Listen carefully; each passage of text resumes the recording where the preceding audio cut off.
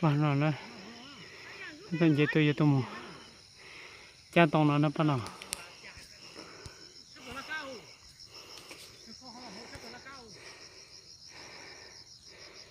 tôi mình cha tông nó,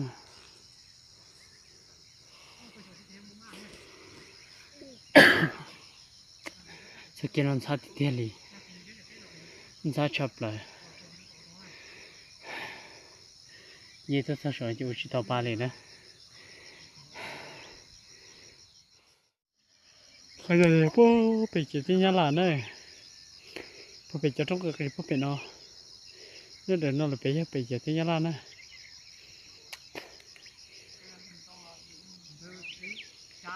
Thế nó tao trong bị xé đi xé xí.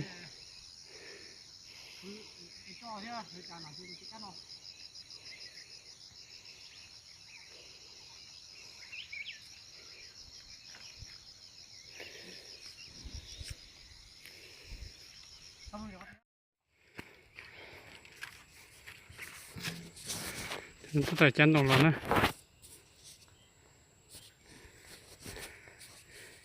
chúng ta phải chắn đồng nó họ để bỏ nó nè.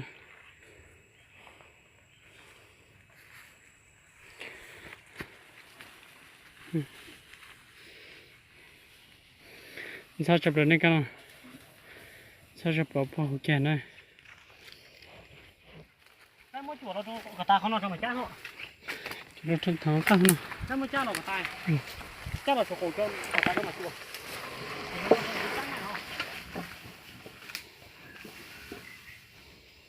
Chỉ trong gì nữa, giờ tôi chơi trong tôi cho nó bao chế. Tôi chỉ đã chỉ ra chỉ nhỏ này.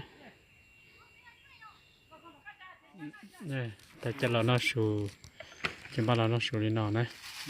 Mua đầu chân đây giờ đi nó thế nó sù cái đó xe, thì muốn chuyển chu này, muốn chuyển chu, mua của lu, cái gai chỉ cho lúc nào nó này.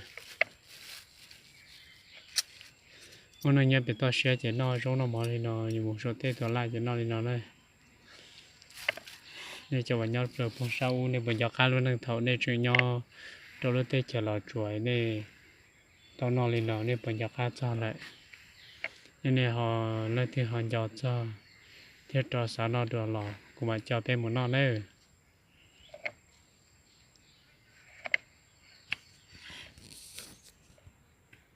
bạn làm nó xuống nữa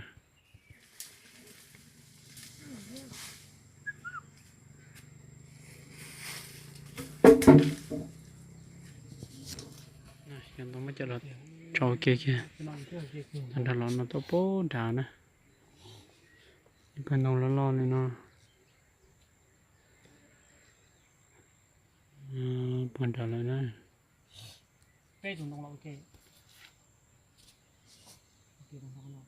Lâu chuột nó thiệt chứ mấy chuột nó có chuột này cái chuột thì phải dành ra lâu chuột lâu chuột đâu vậy?